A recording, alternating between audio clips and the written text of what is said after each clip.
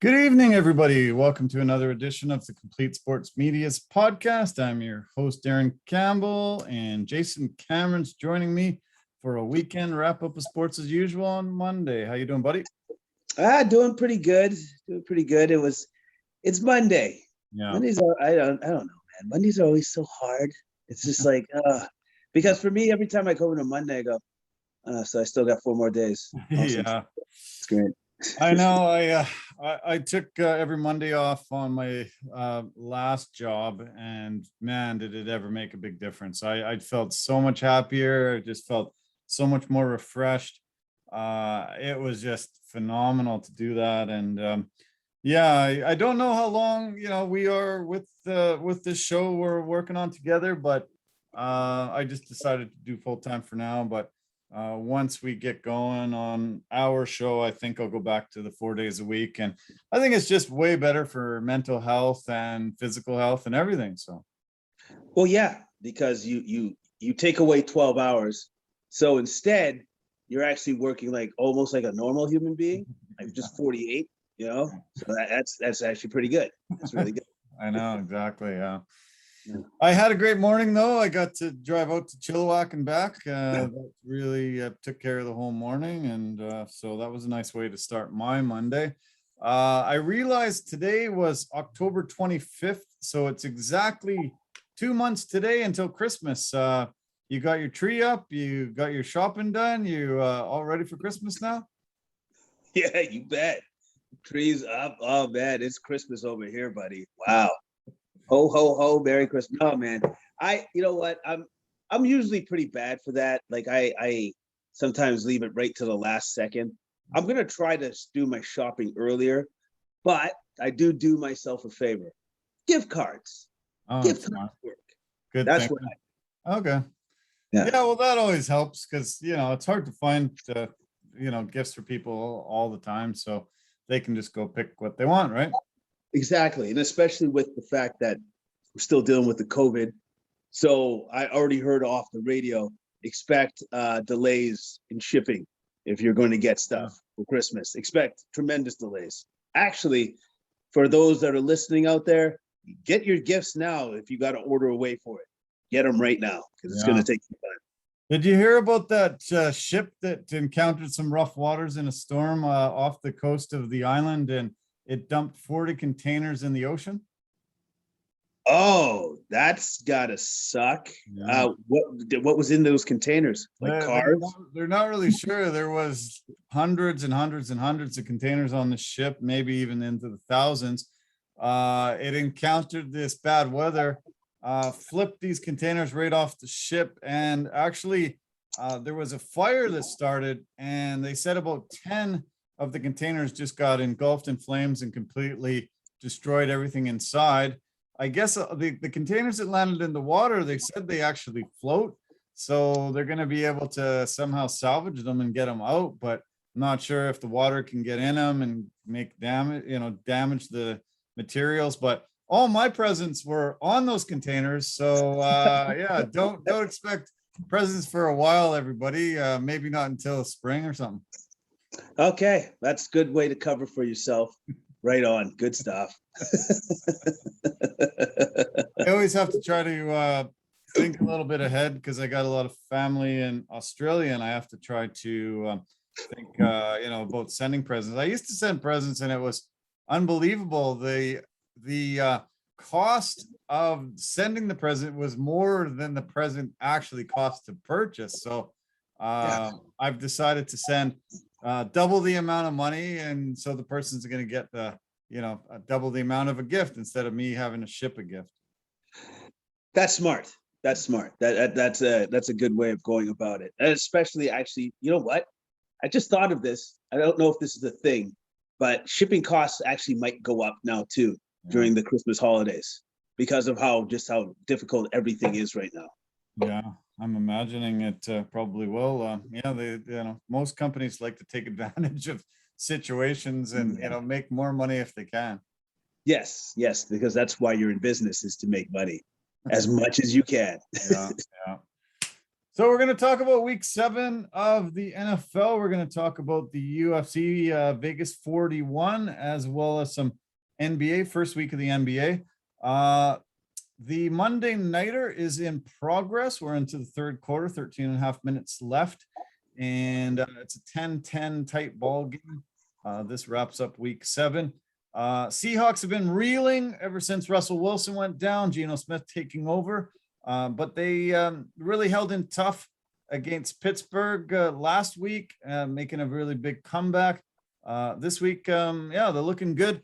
DK Metcalf with an 84-yard touchdown play. Did you see the play? Were you able to get a chance to see it? No, I missed it. They threw a sideline pass to him. Marshawn Lattimore and him were battling. Marshawn ended up tripping and falling. DK got the ball. Marcus Williams came over to make the tackle. He evaded him and went all the way down the sideline for the touchdown. It was a beautiful play as usual from DK. And then the Saints ended up getting their touchdown from Alvin Kamara. They've been utilizing him like crazy this first half. This is his first half stats. 8 catches, 109 yards and a touchdown, 13 carries, 29 yards. So, he's touched the ball 21 times in the first half and scored their TD. They're going to just drive this guy right into the ground, aren't they? Yeah, yes, of course, because this is their best chance of winning. Get the ball in your best player's hands, your best offensive weapon. And he is by far their best offensive weapon. Jason Myers missed a field goal earlier, 44 yards, but he was able to just get a field goal recently to tie the score at 10. Seahawks sitting at 2-4. A lot of people around here on the West Coast are just completely writing them off. They're in the toughest division with the Cardinals undefeated, Rams 6-1. Do you think the Seahawks, we can write them off already? I don't want to, but here's the thing. When is Wilson coming back from that injury? How many more weeks are we looking at here? 1, 2, 3 more games possibly? I don't think he has really a timetable as of yet. So the longer he's out, the worse our chances, the Seahawks chances get of doing well this season. Yeah. Geno Smith's numbers so far, 8 out of 15, 118 yards and a TD.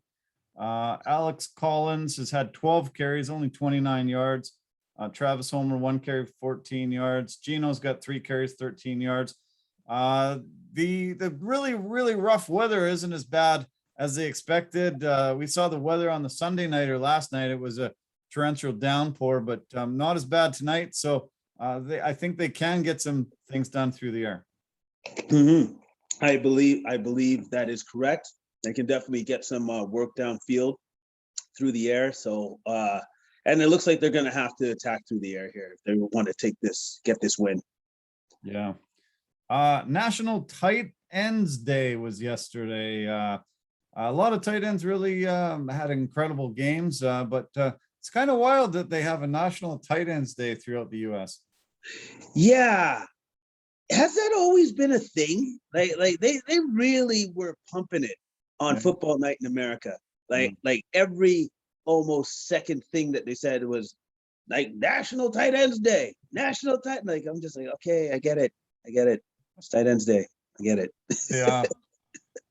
It was kind of bizarre how much they pumped it. I think it's only been in progress for maybe about 3 years. I think I heard that George Kittle started it. Oh, okay. I like that guy. That guy's pretty cool. So that's a solid move on George Kittle's part. Okay, I'm down. It sheds a lot more light on a guy. If you're not a huge football fan, you just think of receivers as receivers, but the tight ends have really started to be super prominent on many teams. A guy that's super reliable, goes across the middle, a lot of size, but still a lot of speed, great hands. They are becoming probably one of the most valuable pieces on a team these days. Yeah, and also too can stay in and block for you, and is a good blocker, especially those tight ends that are actually polished, so to speak. Yeah, exactly. Yeah. As I said, the Cardinals are the only unbeaten team still left in the NFL, the Lions are the only winless team. Yeah, we'll have to touch on both of them. The Chiefs get blown out. Patrick Mahomes is really struggling, not looking too good, especially when he took that knee in the head and had to leave the game. I think a lot of Chiefs fans were really pretty worried when that happened. Yeah, as you should and would be, since that's your $500 million player, took a knee to the head. I can't believe I just said it like that, but that's how much he's getting paid. So yeah, your $500 million player, yeah, you don't ever want to see him get injured or anything, because if he goes out, they have no shot winning. Like, no kidding. they have nothing. Yeah, I'm not sure what's wrong with them. Their defense is really starting to have a lot of troubles, and it seems like Mahomes is trying to do too much. He's running around, he's getting tackled, fumbling the ball, he's throwing it places where he shouldn't. I think they're starting to, squeeze the ball a little tighter, as they say, because they're starting to fall behind in that West.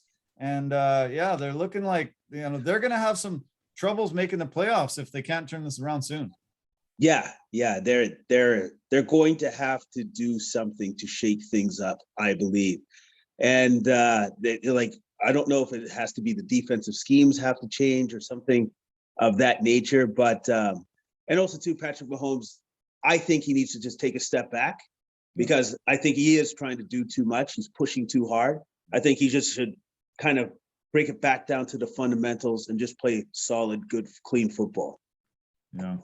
We're only 1 week away tomorrow from the trade deadline. So if teams need to address some issues and problems, I'm amazed that the trade deadline happens so early in the season in the NFL.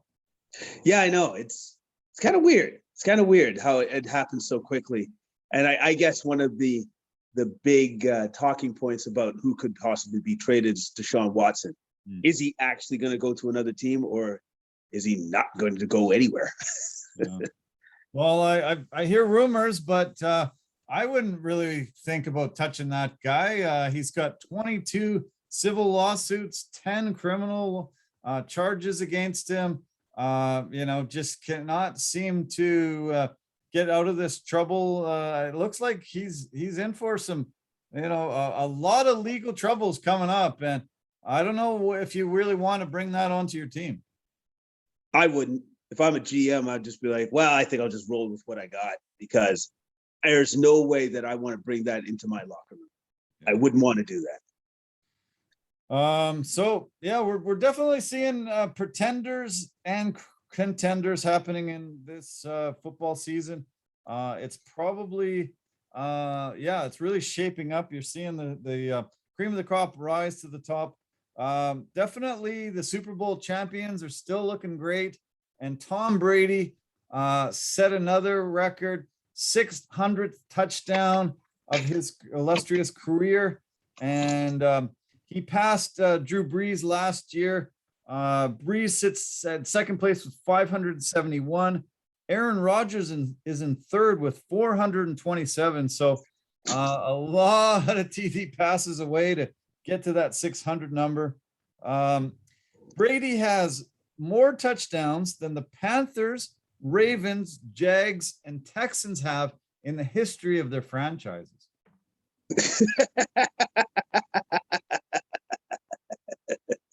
That's just so ridiculous. That is just so utterly ridiculous. Like, how about this? All these records that Brady's now breaking and surpassing, who's gonna break those? Yeah, like honestly, who's gonna do that? Like, who is actually going to be able to break these? Because whoever that person is, we're not going to be alive to see them. We're just not. Yeah, it's not going to be. It seems absolutely incredible. It seems like he's pushing the record book out of reach for pretty much everybody. Like Wayne Gretzky, I think when Wayne Gretzky retired from the NHL in 1999, he had 60 NHL records. And I think he still has 60 NHL records. So, there are athletes that just far and away elite, better than everybody else. And it looks like Tom's in that category for sure, with those 7 Super Bowl titles and, all the things that he's done. But the records, and and he looks still great. He's just so poised. He knows what his limitations are. He knows what he's good at, and every single week he seems like he's doing something more incredible. And on top of everything else, he has his health, and he still has that golden godlike arm that just doesn't seem to ever quit. Like it doesn't age. His arm, his throwing arm, does not age. It's just like, still got zip on the ball. I'm still good. Mike Evans got 3 TDs from him yesterday. The one that was the 600th TD, Evans just went over to the stands and threw the ball into the stands.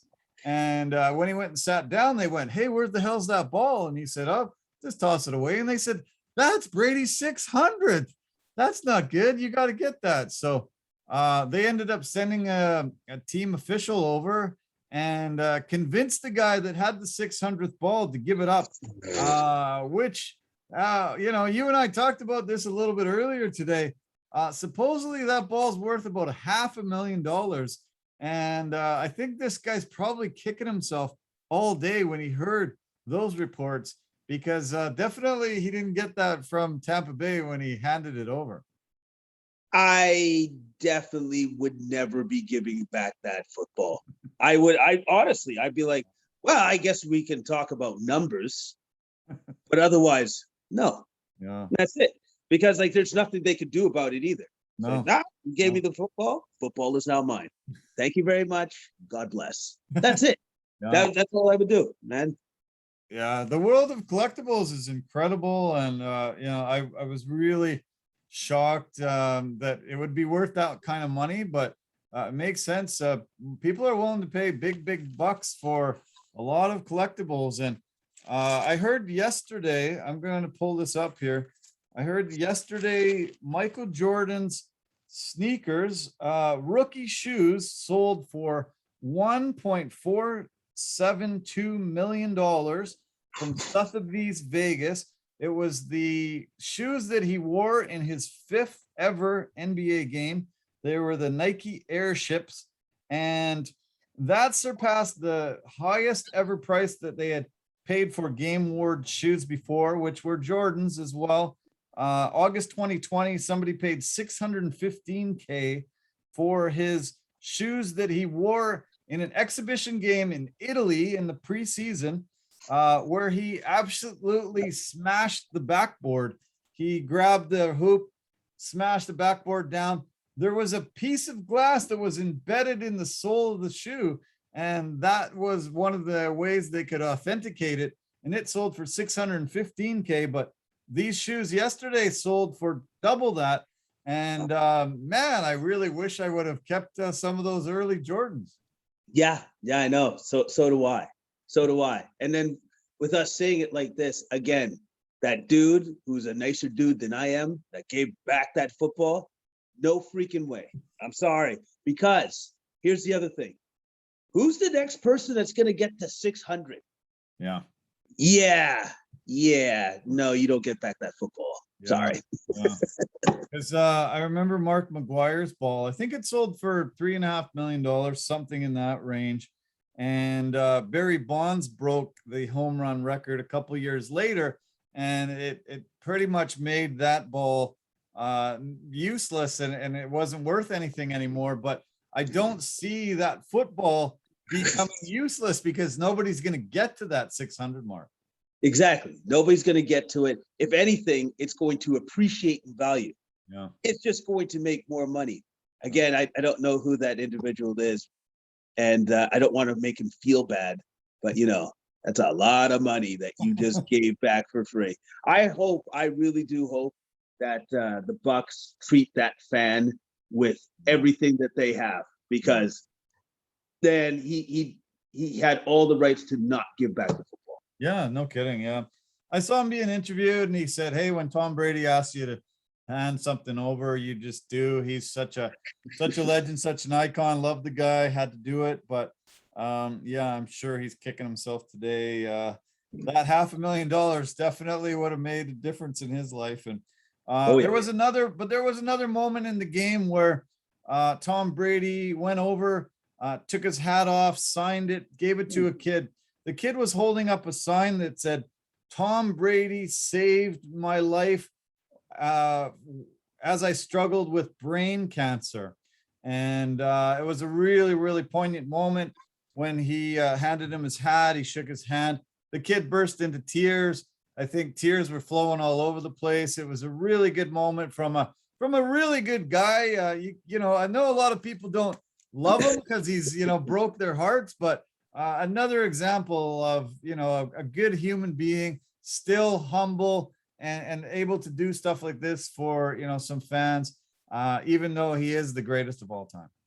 Yeah, man, it's that human element that sometimes we forget that these guys are a part of, right? They're part of our society. We put them on this huge pedestal, but it's very rewarding to see when they do give back, you know, and especially after Brady just does what he does in that game, wins the game 38-3, 211 yards, 4 touchdowns, 3 to Mike Evans.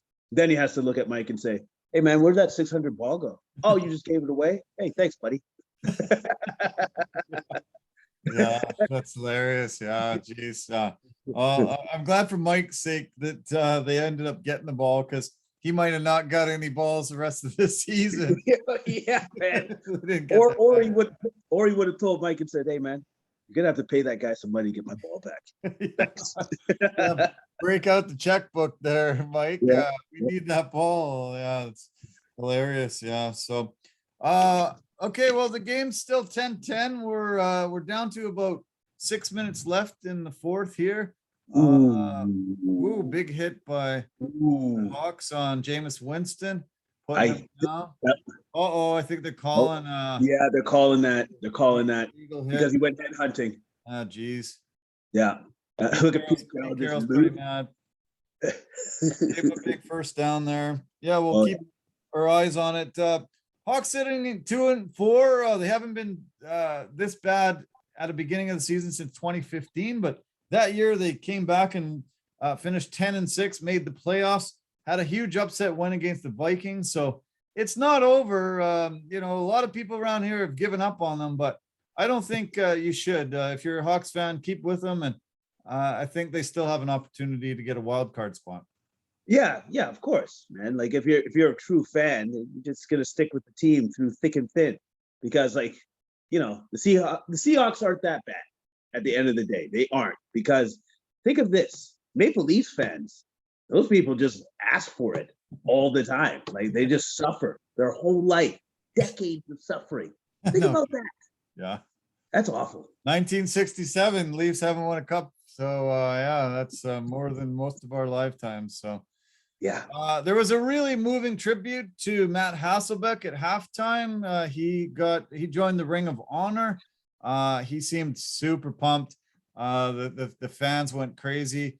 Great to see a good guy like that get recognized. Yeah, man. I liked Matt Hasselbeck's tenure and time in the Seahawks uniform. I always liked him as a quarterback and better human being. Yeah, I agree. Yeah. So. Okay, well, we usually get into the NFC West. Why don't we go there? Let's talk about the 49ers. They played a Sunday nighter and they lost to the Colts 30-18. The Colts took advantage of San Francisco's 4 turnovers. As I mentioned a little earlier, pretty brutal storm there. Hard to keep hold of the ball. Carson Wentz looked pretty good, and Jonathan Taylor was great as usual. Michael Pittman had a lot of yards through the air. But yeah, Colts are looking good. Niners, they didn't look so great last night. No, they really didn't. Could say that's possibly due to the weather, or probably more to the point due to the Colts defense, which really stepped up, causing a ton of turnovers and chaos for the 49ers offense. And Wentz was solid. 17 of 26, 150 yards, 2 touchdowns, and then 4 carries for 23 yards and yet another touchdown. Yeah. Taylor, 18 attempts, 107 yards, 1 touchdown, and Pittman through the air, 4 receptions, 105 yards, 1 touchdown. Yeah, man. The Colts don't look bad right now. They're in a good spot. Yeah, I'm pretty impressed with them. Yeah. 49ers, Jimmy G had a couple picks, wasn't great. Debo Samuel, good as usual, 7 catches, 100 yards and TD. And Eli Mitchell also had 100 yards on the ground and a touchdown. But yeah, the Niners keep falling further down the list and down at the bottom with the Seahawks. So they better pull up the socks soon. Let's see. The Colts host the Titans in the early window on Sunday. The Niners go to Chicago to play the Bears in the early window. Next week, the Saints host the Bucs, 125 on Sunday, and Seattle plays the Jags on 105 on Sunday. So, yeah, kind of probably an easy win there for the Seahawks. So they'll be able to, yeah, maybe pull to 500 if they can pull off this win tonight.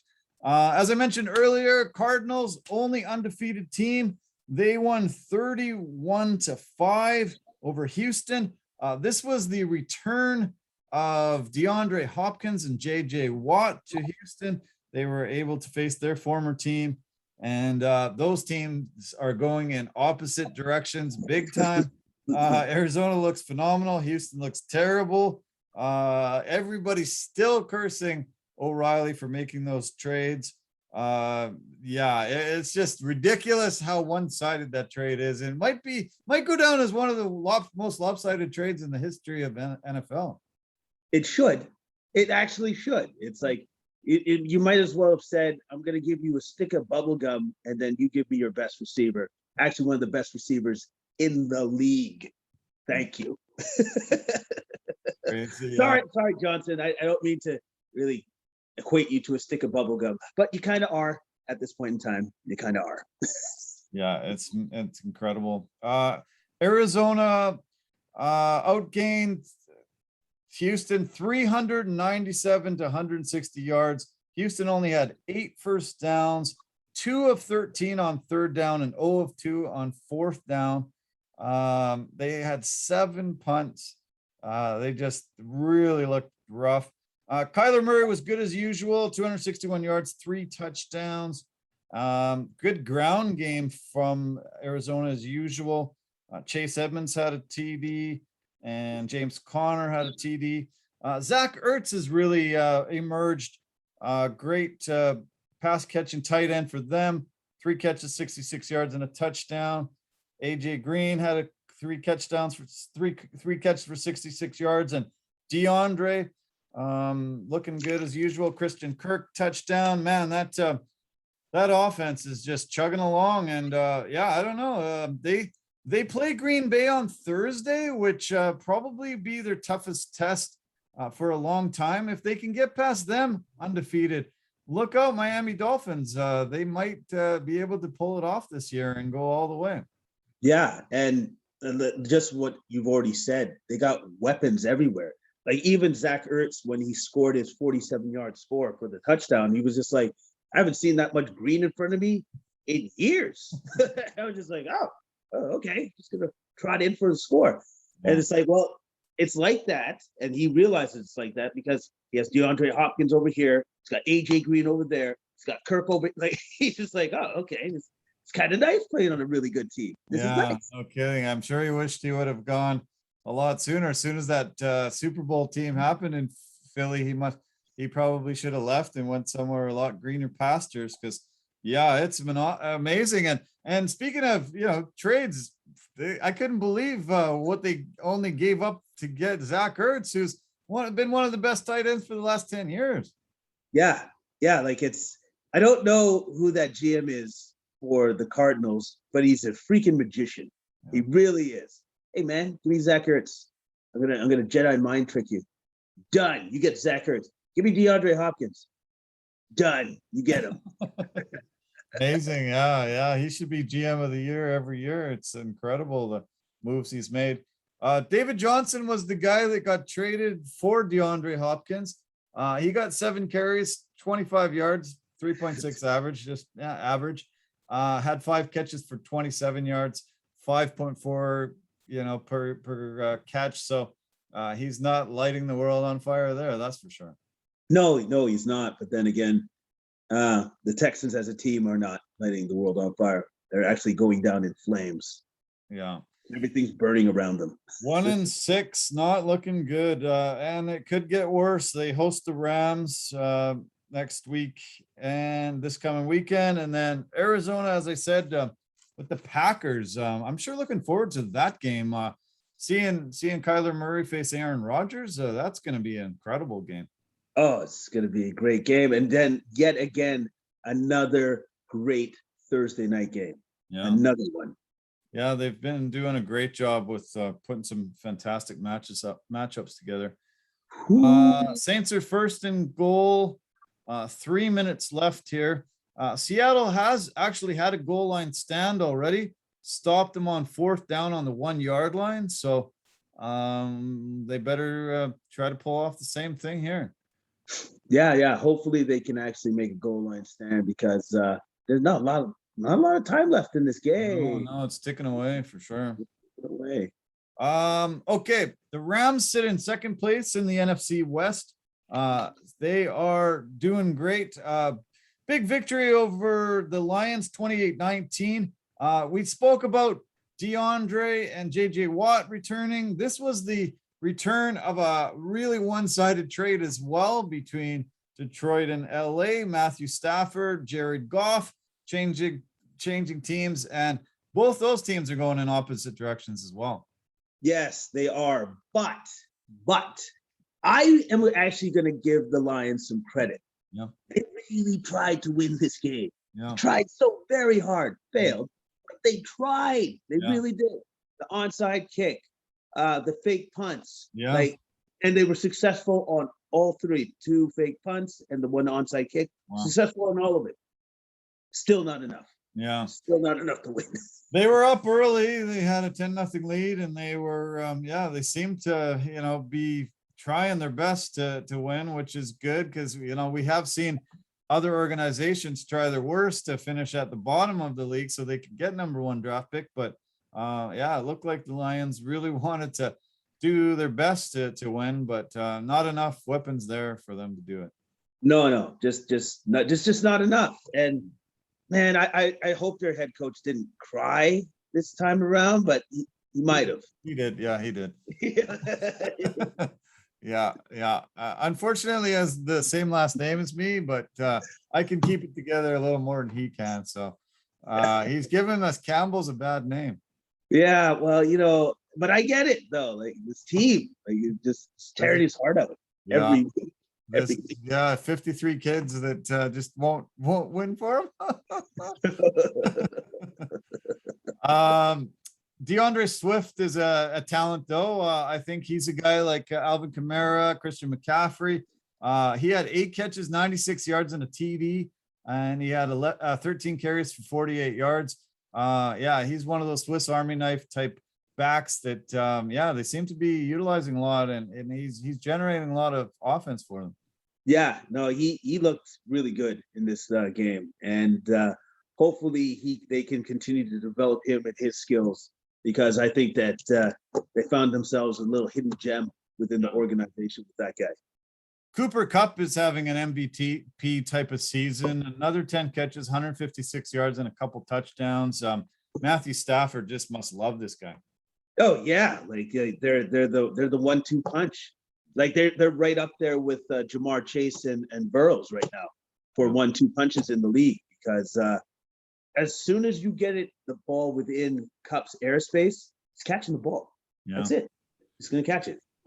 And I was surprised to see that Darrell Henderson actually going into this weekend was the 3rd highest leading rusher in the NFC. So that really surprised me when I saw that. He didn't have a phenomenal game here, but he's had a great season so far. Yeah. That's I'm actually a little bit surprised at that too as well, but it just goes to show just how talented they are across the board, this team, that even a guy that's actually having a great season can be missed. Yeah. Did you see the pick by Jalen Ramsey in the end zone off Jared Goff? I wonder if he gave it to him after the game, because they were teammates for a long time. I'm pretty sure I would.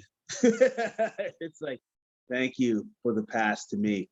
By the way, we don't play together anymore. I don't know if you knew that. Yeah, that's hilarious. Yeah. So yeah, the Rams are 6-1, one game back of Arizona. Seahawks and the Niners both 2-4. So going in the wrong direction. As I said before, Rams host the Texans and the Lions host the Eagles in that early window. Okay, let's switch to the NFC North. Green Bay Packers won their 6th in a row. Their defense was phenomenal. 2 huge 4th and goal situations where they stopped Washington, and that was really the difference. Aaron Rodgers had a good day, 3 touchdowns, 274 yards.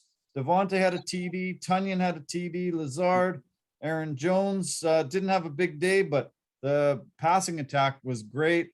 Washington, if they would have punched in, the touchdown that Taylor Heineke got stopped right at the goal line, he kind of gave himself up, and they would have maybe had that other touchdown. It would have been a tight game, but Green Bay still pulled it off and had their 6th win in a row.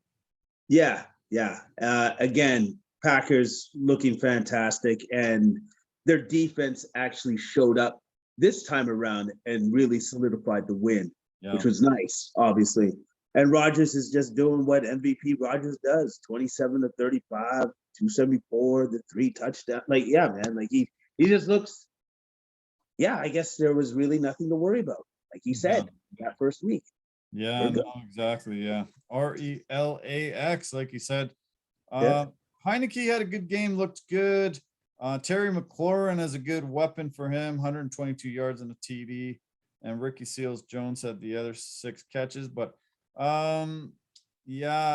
Washington's just going through the motions this year. They head to Denver for a 125 start, and as I said a few times already, Green Bay and Arizona on the Thursday.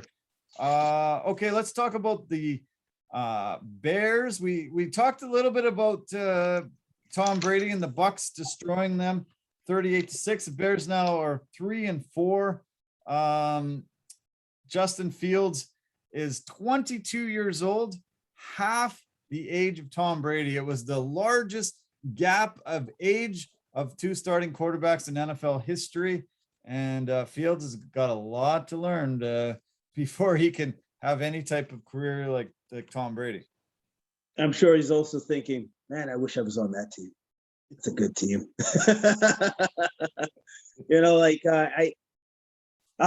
He's got a lot of growing pains to go through, but hey, every quarterback has gone through it. Even Tom Brady did, probably for a shorter amount of time than you are. But yes, even he had to go through his growing pains as well. So yeah, it takes a long time to become the GOAT, which is what he is. Yeah, exactly. Yeah.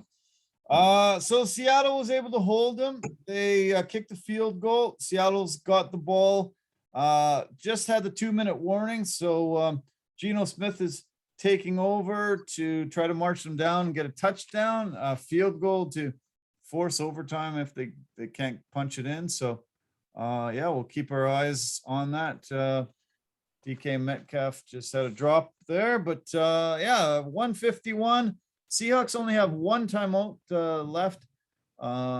Russell Wilson is on the sideline looking concerned, but let's see if they can at least put it into overtime, maybe get an opportunity at a win here. Yeah. Hopefully they can do that.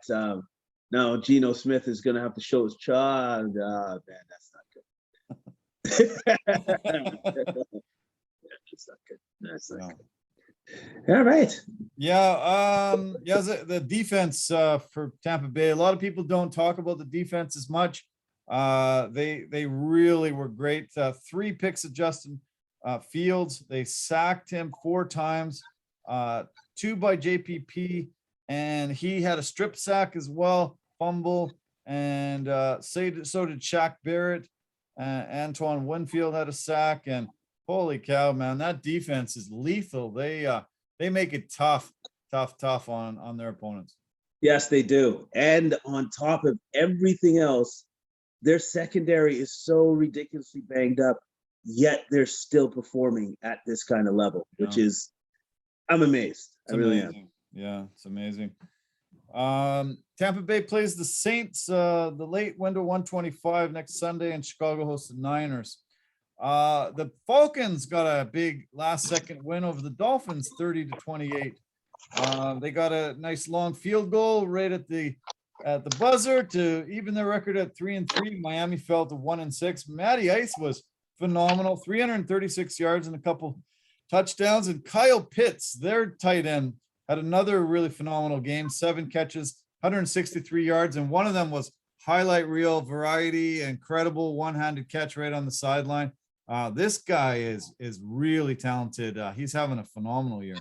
Yeah, he is that good. He's as good as advertised. And I love the fact that when he made that one-handed catch, it was just so nonchalant, like, just stick my palm out there, grab the ball. Awesome. Yeah, you got to be happy with Atlanta getting him. Holy cow, man. This guy looks like a superstar already. Yeah, he's solid. And I'm just, you know what? I'm just happy that the Falcons actually were able to win a close one here, because they could have very well have lost this game, but they didn't. Yeah. Yes.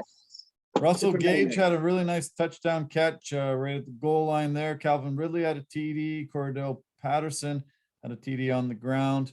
Deion Jones was an absolute beast for them, 11 tackles and 1 sack. And Olakun had 8 tackles, 5 assists, and an interception. So great defensive effort from them as well.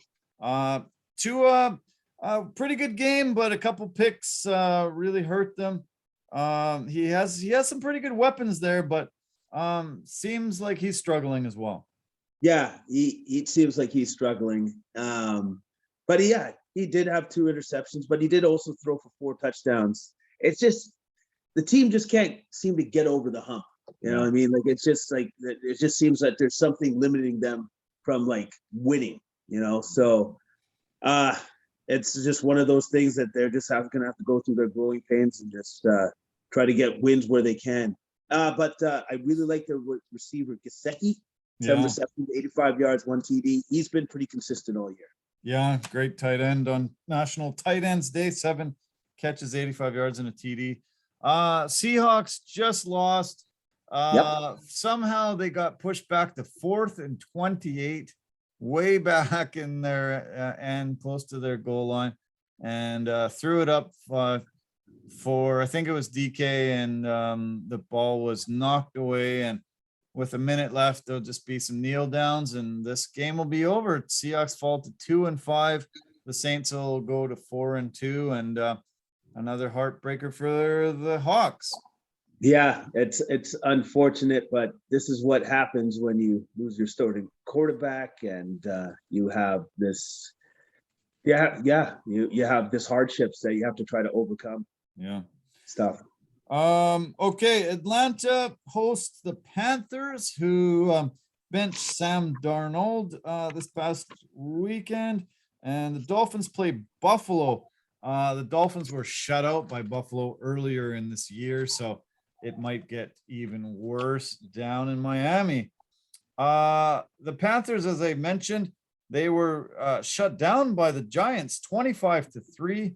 No wonder Darnold was benched. Pretty rough performance by them. They really didn't generate much. Even Chuba Hubbard was shut down, 12 carries for 28 yards and 4 catches, 28 yards as well. DJ Moore, tried his best, six catch for 73 yards, but Daniel Jones looked good. Giants are decimated with injuries, but were able to pull off a huge win and get their second win of the year. Yeah. And then they did that without a lot of key offensive weapons, which was actually pretty impressive. But by far and away, the Giants' best defensive effort so far this year, far and away.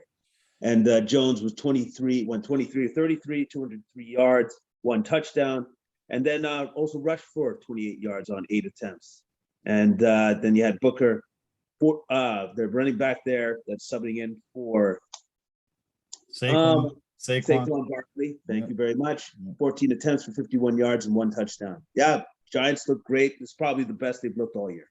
Yeah, their defense was great. OG Laurie had 2.5 sacks himself, and they were all over Darnold, who ended up, as I said, getting benched. We'll see what they do. They brought in Philip Walker. He didn't have much more success. 3 out of 14, only 33 yards in his. The Panthers go to Atlanta, as I said, and the Giants go to KC for the Monday nighter. So, Giants haven't had a good year. Neither has KC, but I think I'm going with KC in this one next Monday night. Yeah, I think I'd side with KC too. Even with all their trials and tribulations they're going through right now, I think I'd always side with Kansas City over the Giants. Yeah. Okay, switching to the NFC East, leading the charge is Cowboys at 5-1. They had a bye. We talked about Washington, who sit in last with a 2-5 record, same as the Giants. And the Eagles lost to the Vegas Raiders 33-22. Derek Carr had a phenomenal game. His tight end was great. 8 catches, 60 yards, and a touchdown. And he had 323 yards through the air, a couple touchdowns, only 1 pick. Unfortunately, they lost Josh Jacobs. He had a touchdown before he left, but that could hurt them. They're already missing Darren Waller and Josh Jacobs. Those are their 2 biggest offensive weapons, but a big victory for the Raiders. Yeah, huge victory for the Raiders. They looked fantastic. Carr, 91.1% completion percentage. That's his best he's ever done in his career thus far. Second best single game percentage in NFL history behind Drew Brees' unbelievable 96.7%. Wow. With a minimum of 30 attempts. Amazing, eh? Yeah, 31 for 34. And the one of them was a pick. So 2 incompletions the whole entire game. That's absolutely phenomenal. Oh yeah, that's monster. He went into God mode there for a bit. So great win by the Las Vegas Raiders. Yeah. Jalen Hurts had a pretty decent game, 236 yards, couple TDs, 13 carries for 61 yards. They also lost their running back, Miles Sanders. He got hurt. That's a big blow for them. They had touchdowns from Gainwell, Rieger, and Goddard had a good game. A big loss for the Eagles, falling down. Raiders 5-2 now. Really haven't really missed a beat since they lost their coach and had to sort of retool and figure out their new direction. Yeah, well, it's almost as if the team has come together through adversity, which is what you kind of want to see your team do. And they're just they're not missing a beat, and they're just going to continue on without Mr. John Gruden. Yeah. Philly goes to Detroit, so probably be 3-5 after next Sunday. And Vegas has a bye week, so they can hopefully heal up those guys that are hurt. Okay, so we are switching to the AFC now. There's 4 teams in the AFC with a 5-2 record. Raiders, as we mentioned, they sit on top of the West with their 2 straight wins. The Chargers had a bye week, and they sit in second place there at 4-2. And in the West, Broncos now are 3-4 with their 17-14 loss to Cleveland on Thursday. Case Keenum was in for the injured Baker Mayfield and had just a good enough performance to get the win, but the biggest performance was by D'Ernest Johnson, who he made most of the injuries to Chubb and Kareem Hunt. 22 carries for 146 yards and a touchdown, and some couple catches for 22 yards. 6.6 yards average on the ground. Man, they got 3 running backs that can really chug the yardage out. I'm chalking that up to a great offensive line and the skill of these guys as well. Yeah. Obviously, the Browns' offensive line definitely needs to be given some credit here. But the fact that they actually have another stud in the backfield is just unbelievable. They got a wealth of riches over there for the Browns when it comes to the running backs. Yeah. Oh, they sure do, man. Holy cow. It's incredible. Yeah, just absolutely amazing that they can keep chugging along. It was a tight game, but big victory for the Browns. Broncos, yeah, just not enough there. Denver hosts Washington 125 next week. Cleveland hosts Pittsburgh for a great AFC North battle. Okay, we mentioned Chiefs off the top. Let's talk a little bit more of that game. They just got beat up so bad. I watched this game and I couldn't believe it. 27-0 at half. Just an absolute complete blowout by Tennessee. Derrick Henry was a beast, but so was Tannehill. AJ Brown was great. And really, Kansas City couldn't get anything generated at all. It was a shocker. I didn't expect Kansas City to get just thumped so bad. No, I don't think anybody expected that. And even when they were down by 27 at half, you thought, still Mahomes, still got a chance, still got a shot. Yeah. But no, man, he actually didn't have a shot, not in this game. Like the Titans outclassed them at every level in this game. Yeah. Completely outclassed. Yeah, it's amazing. Yeah. AJ Brown, great. He returned. He was hurt last weekend, but he got 8 catches, 133 yards, and a TD. Did you see Derrick Henry's touchdown pass too? That was pretty nice. He's even scoring through the air too. Yeah, he can do it all. He can literally do it all. It's so if he's not running you over, he's taking the ball and doing a pass. Yeah, he touched the ball 32 times in that game. He touched the ball, I think, more than Tannehill did. It was pretty unbelievable how much they're relying on this beast, and he's not breaking down. He's still just as good as he was at the beginning of the year. Yeah, because he's like literally like a human version of a monster. Like the man is so humongous. Every time I see him on TV, I'm like, he's really that big. Like, look at him. He's as big as like some of the defensive linemen. Yeah. Like he's a massive human being. And it's just so nice to have that behind you where you can just go, here, you take this and run. Yeah, I know. It's amazing, isn't it? Yeah. Yeah. Tennessee now sit 5-2 with a 2-game lead in the AFC South. They go to Indy early window next Sunday, and the Chiefs host the Giants on the Monday nighter, as mentioned earlier. Let's turn to the NFC North. No. Sorry, we've already touched on that. We're going to the AFC North. Huge battle for first place there with Baltimore and Cincinnati, and everybody expected Baltimore to be able to pull this off. And Cincinnati said, no.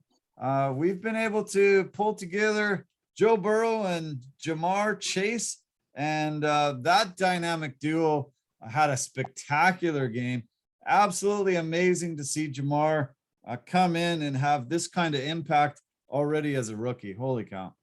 Yeah. Like you mentioned earlier today, kind of Randy Moss-esque, like the impact he's actually having on the team. And it's a real thing. It's definitely a real thing.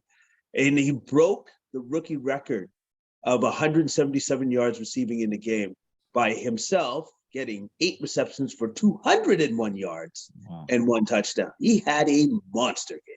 Yeah, I've got a stat here. Most receiving yards in the first 7 career games, 754. That surpasses Anquan Bolden in 2003 with 621, and Odell Beckham Jr. 2014 for the Giants, 609. So that's in the Super Bowl era since 1966. But Jamar Chase has 133 more yards than Anquan did in those first 7 games.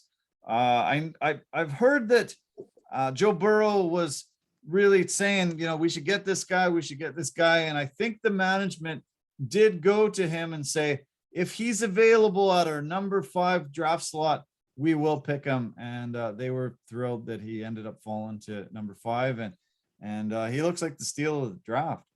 Well, I guess it goes to show you should listen to the quarterback every once in a while. It's like, that teammate of mine, he's really good. I think he would be great on our team. It's like, okay, we'll try to get him then. Yeah. Looks like this worked out. Yeah. That's what Russell Wilson's been saying. That's what Aaron Rodgers has been saying. That's what a lot of those top QBs have been saying.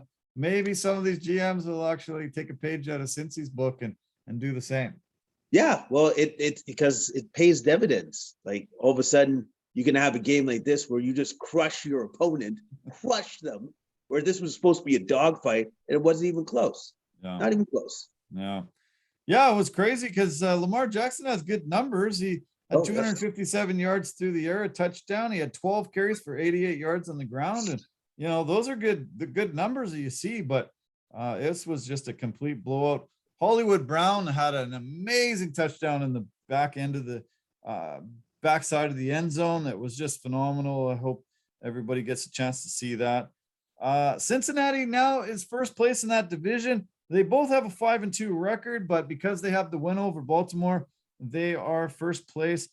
Cleveland is 4-3, and Pittsburgh sits at 3-3 with their bye week. So really good division. Everybody's 500 or above. Top two teams 5-2 battling it out. I think this is going to be an incredible dogfight for all four of those teams all year.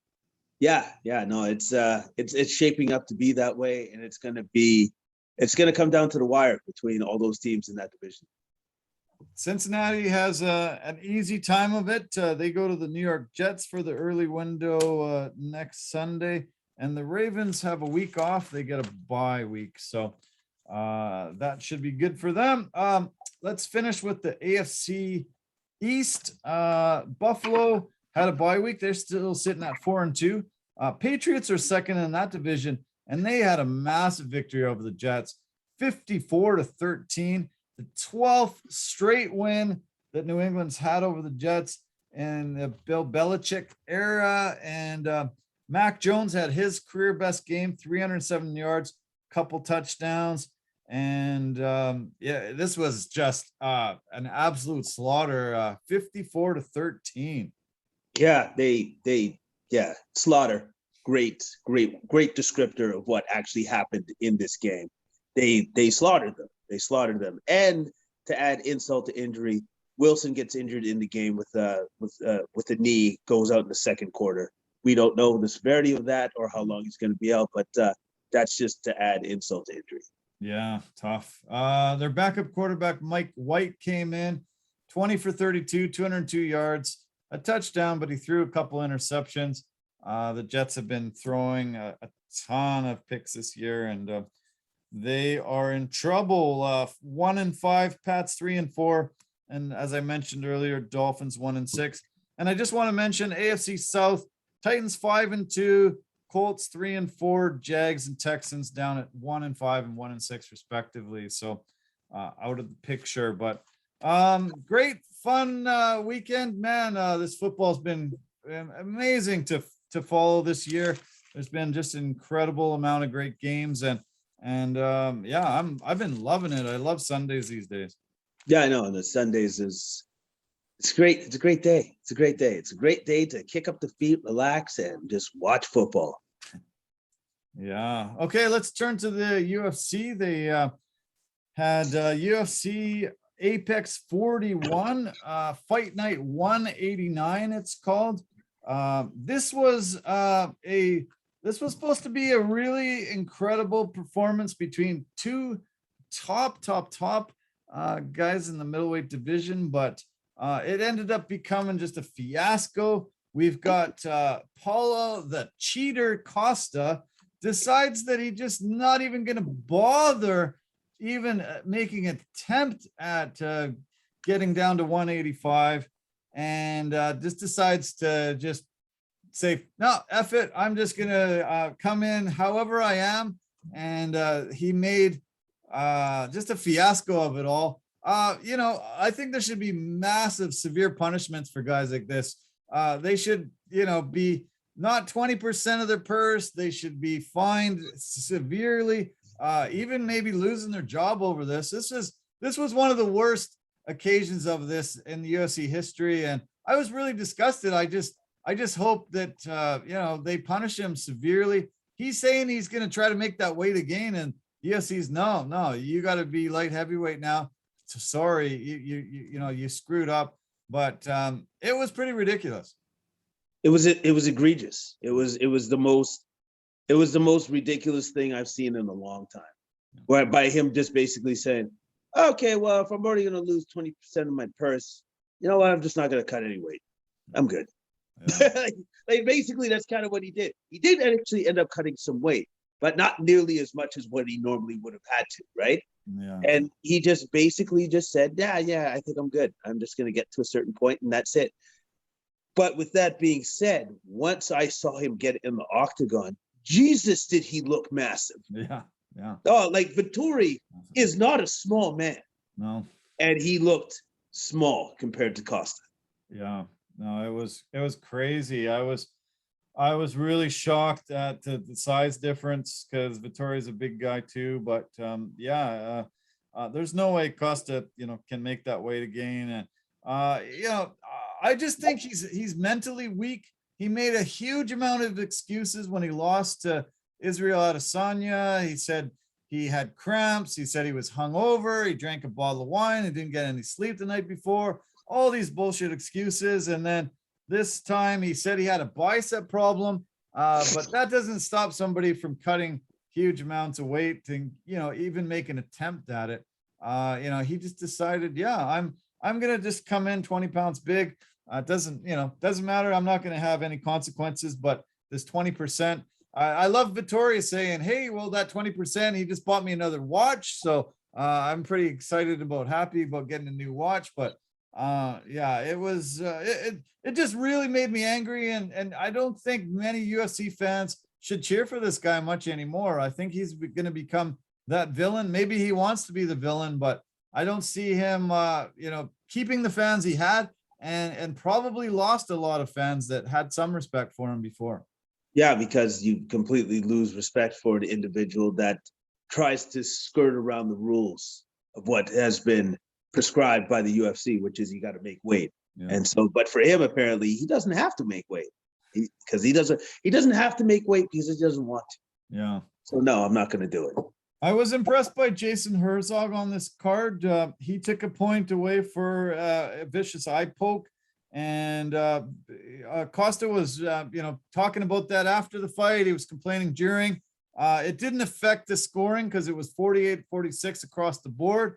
But I was really happy that Herzog took a stand and said, no, that was brutal. I had already warned you in the locker room. I gave you a warning in the cage. You got that. Boom. Sorry. Yeah, a point's taken off. Yeah. And I love the fact how Costa tried to argue with the ref. It's like, no, you can't do that. Actually, he can because he just did. Yeah. So it's over. Yeah. And Herzog did that in the Alexis Caceres fight as well. And we'll chat about that a little bit later on. But I'm glad that these refs are jumping in and just not letting these guys get away with fouls that, are egregious and can really diminish a guy's ability to win a fight when he's getting poked in the eye, when he's getting kicked in the groin. That's definitely you're not still at your top when you're suffering from these fouls.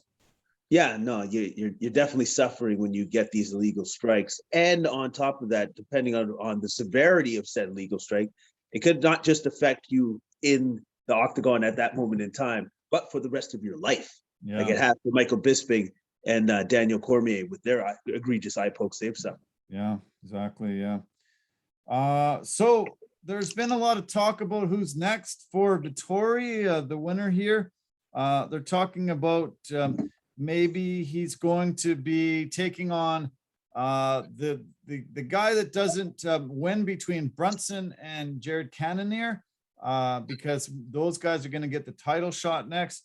There's also been talk about possibly Uriah Hall, Darren Till, and Sean Strickland. So, murderer's row of guys there. But, who do you hope he fights next?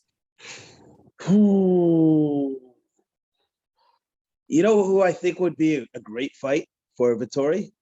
Sean Strickland. Oh, that'd be really good. Yeah.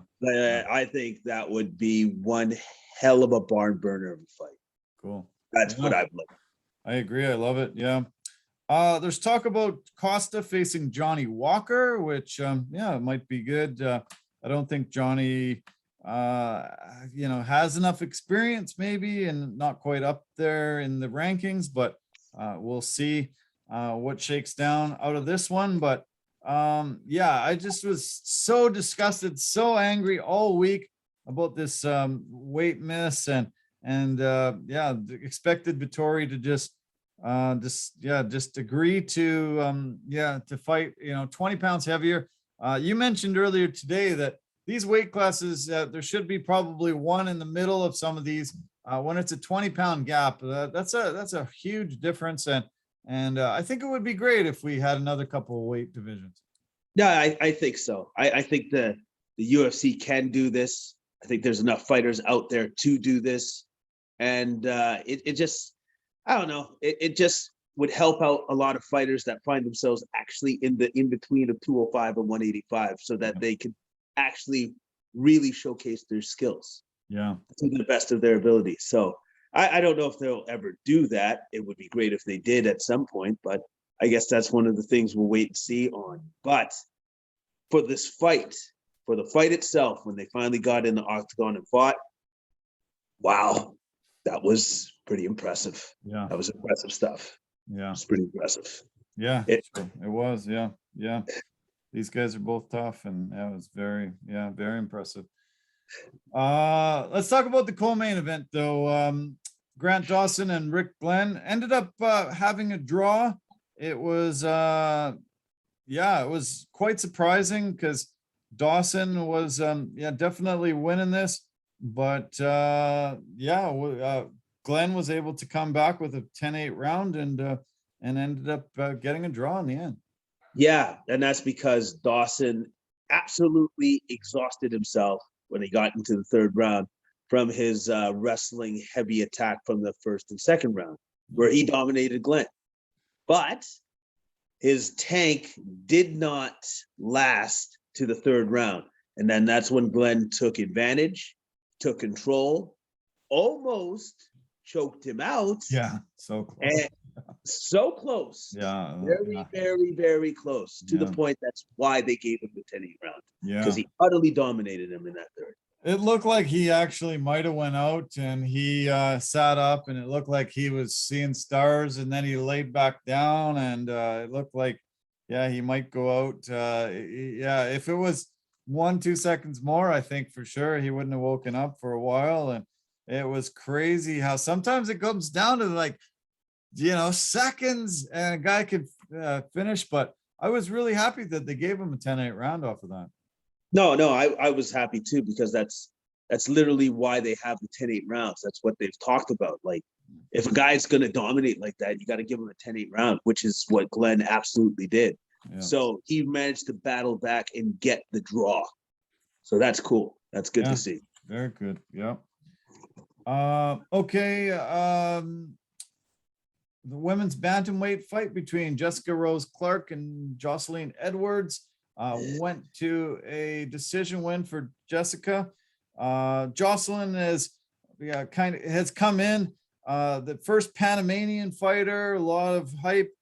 She had a 5.5-inch reach advantage in this one, and I thought she was going to be able to take that, but Jessica Rose Clark was the better fighter and was able to just get an immediate clinch, takedowns. Was just just a little bit more experienced, I felt like, and took the win. Basically just took away Edwards' airspace, would not allow her to attack her at distance, used her superior grappling to put her on her back in the first round, then rinse and repeat for the second round. Then rinse and repeat for the third round. She just kept doing that over and over again. The one thing that I did agree with Mike Bisping, though, she could have incorporated a little bit more ground and pound when she was in top position, in an advantageous position. She could have put more of a hurt on instead of just always trying to creep for positioning. Right. That's about it, though. Right. Very dominant win by Clark. Definitely. Great to see Alex Caceres back. Bruce Leroy, always really fun. He's on a 5-fight winning streak now. He was the underdog coming into this one, but had a great performance and got the submission win. I really like this guy. He's a lot of fun. He brings a lot of entertainment to the sport, and it's great to see him on such a high. He's finally put it together, and 5-fight winning streak is no joke. No joke at all, and especially against Choi, who is he's one hell of an opponent. He's a super tough opponent. Yeah. I kind of thought that Choi had the slight edge and advantage in the striking. I thought he was a little bit more technical when it came to the strikes. But when Caceres had his chance, had his opportunity to take his back, immediately took it, body locked him, back, did the whole backpack thing, and then was able to get the rear naked choke. Super impressed. I'm so impressed with how he won that fight, because he could have very easily have lost that fight, but he didn't. He found a way to win. Yeah, well, he had to recover from getting kneed while he was down. He said it actually gave him a bit of a flash knockout. He said he just didn't, he said he remembers all the fight, but that was just, he didn't know what hit him there. And I was really happy to see Jason Herzog take a point from there. We mentioned Herzog earlier because, that's going to compromise you when you're down on a knee and a guy knees you right in the face. Most guys, they're definitely not going to be the same as they were before that strike. Yeah, exactly. And on top of that, Caceres was still able to come back from the illegal strike and win that fight, which is actually even more amazing, because we've seen that already. That happened with the Kevin Hall and Chris Dawkins fight, right? Yeah. Because you are severely compromised when you take a knee to the head like that. Yeah, crazy, isn't it? Yeah. Lots of talk today about his next opponent, Bruce Leroy. They said Andre Feely is the number one. There's also Cub Swanson, Edson Barboza, and Movsar Evloev as a potential opponent. So step up in competition when you're winning 5 in a row and you're starting to be looked upon as one of the contenders. The competition might rise, and I would really love to see him face Cub or Touchy Feely. Both those guys would be fun fights. Oh, those would be great fights. I probably lean a little bit more to Touchy Feely, because they kind of have the same sort of body type. Yeah. And then they come to fight, man. Both those guys come to fight. They come to bang. So whatever fight they make, it's going to be a great fight. Yeah, exactly. Yeah. Great to see Francisco Trinaldo still relevant, 43 years old. Been in the UFC for a long time. He has wins over Felder, Jim Miller, Bobby Green, Evan Dunham, John McDessie. Has been around for a long time. He replaced Gabe Green and was able to come in, get the victory.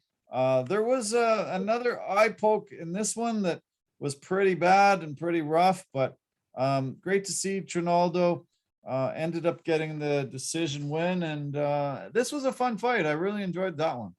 Yeah, it was very technical, because you could tell that Trinaldo was trying to really time Grant and really make his counters count with the more powerful strikes. I thought that Trinaldo definitely had the more powerful strikes. I'm going to be honest, a little bit surprised that he did manage to pull out the win, even with the eye poke and the point deduction. Kind of surprised at that, but Trinaldo managed to pull one out yet again.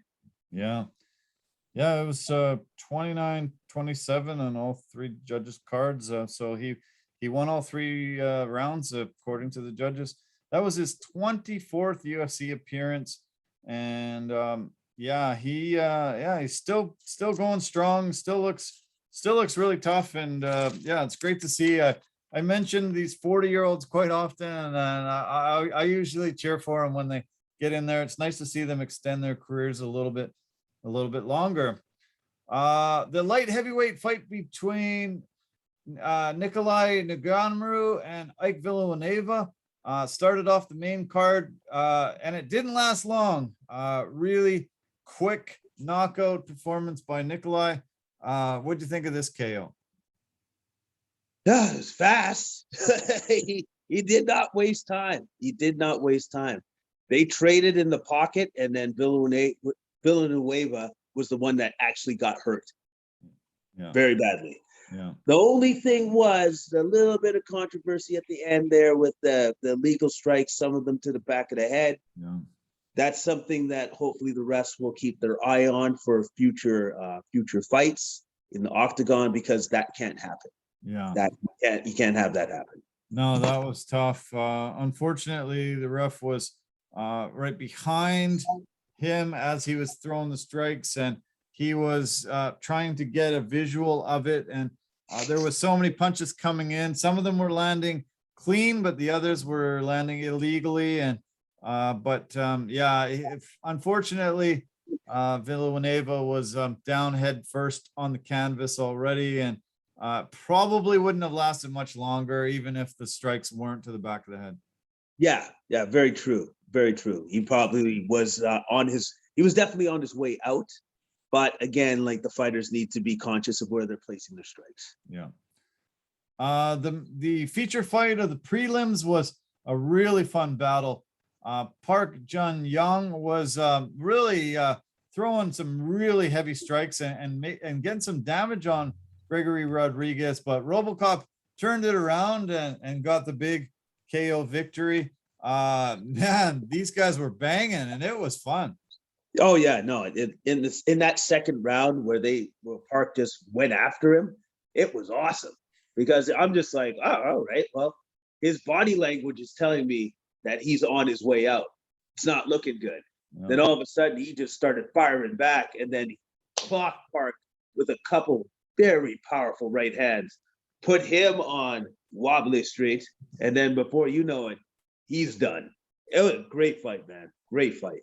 I couldn't believe it, how gassed he was, and he just seemed like he was in all sorts of trouble. He was wobbling around, but then, just somehow mustered a couple of huge rights and was able to land them clean on Park. And then that uppercut that buckled him and finished it, man.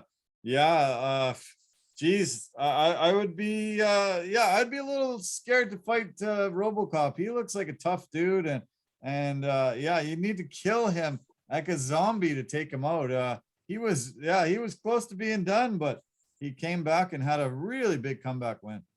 Yeah, really big comeback win. And then also too, you know what? His hands are looking better. They're looking a lot better. His striking is looking better, because the one thing that he definitely has in his bag is his jiu-jitsu. His ground game is stellar. Yeah. So your chances of trying to beat him is on the feet. Park almost had him, but failed at the last moment. Yeah. The fight between Mason Jones and David Onama was really fun. Onama was making his UFC debut, coming in undefeated from the regional circuit. James Krause is his coach, and Krause had another couple fighters on the card. This is the first ever fighter from Uganda. I was really cheering for him. But man, he only fought 15 days ago. He comes in late replacement. Really, really impressive performance. But Mason Jones took the win. But I think David Onama really showed himself well, and I think he picked up a lot of fans from this one. Yeah, he picked up a lot of fans, and he also picked himself up a contract. Like, he's staying in the UFC for sure after that, because that was a very, like, he gave Jones all he could handle in this particular fight. He really did. I was not expecting that. I thought Jones might just be able just to walk all over this guy. Not even close. Not even close. Jones actually had to earn everything he got in this fight. The one situation within the octagon where Jones absolutely dominated was within the grappling aspect, but that was it. That's all he had on Onama. So when it was on the feet, it was pretty even, and Onama cracked him more than a couple times. Yeah, he sure did. Yeah. It was one amazing first round. One of my favorite first rounds of the year. It's going to be, one of my nominations for round of the year coming up in December. And but yeah, Jones was highly touted by Bisping. Bisping said, I think this guy's got a chance at a title eventually in lightweight division. And but Onama coming in, supposedly he was on vacation. He got the call and they said, yeah, we need you to come to Vegas. You've got to fight this Saturday.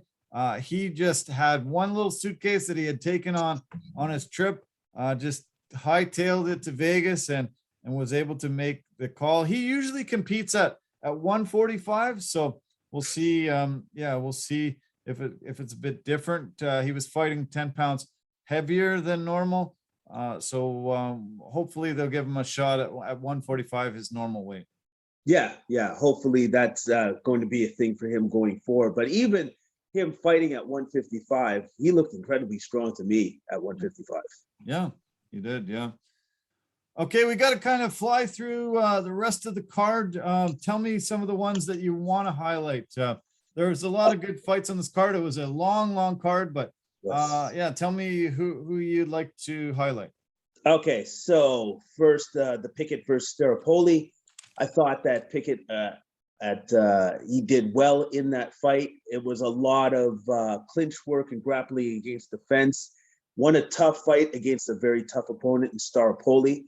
But the one thing that I really wanted to see more of, unfortunately I didn't get to see it, was because in the third round, at the end of the round where they actually started swinging and started to throw, I was like, oh, this was the fight I actually wanted to see. Yeah. Would have been great if we saw more of that. Maybe next time. Anyways, great win by Pickett. And then the other one I wanted to point out was the Worthy versus Herbert fight. Jay Herbert looked absolutely spectacular. Combos were ridiculous. It just seemed to me midway through round one where he just thought to himself, you know what? I think I want this fight to be over. So it is. Yeah. Torrent of combos, took out Worthy. Super impressed by that. Oh man, it was amazing. I couldn't believe how cautious they were in the early stages. And then all of a sudden he just started throwing. His punches were super crisp, accurate. He was just landing some very heavy power shots, wobbling Worthy. And he basically became a human bobblehead. It was just his head was going all over. It was hilarious. I couldn't believe how many shots he took, and his head seemed to go in every single possible direction he could. Yes, he was. That's a very good descriptor. He was a human bobblehead for quite some time before the ref came in and saved him. The only other thing I hope that they do next time they bring Herbert in is have some subtitles at the bottom of the screen while he's talking, because his accent was so thick that you couldn't really make out a lot of what he was saying. It was crazy.